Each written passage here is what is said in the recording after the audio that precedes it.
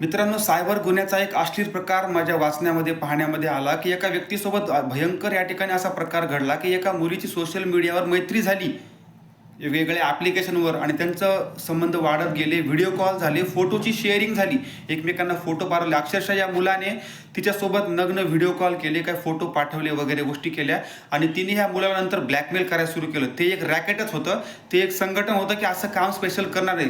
या मुलाला ब्लॅकमेल केलं, तुझे नग्न फोटो मी व्हायरल करेल, तुझ्या घरी पाठवेल आणि तुझ्या फेसबुकला टाकेल, इकडे वगैरे पाठवून देईल, असं म्हणून ब्लॅकमेल केलं. याच्याकडून भरपूर पैसे गंडवले. अक्षरशः तो जीव द्यायच्या मार्गावर सुद्धा गेला होता.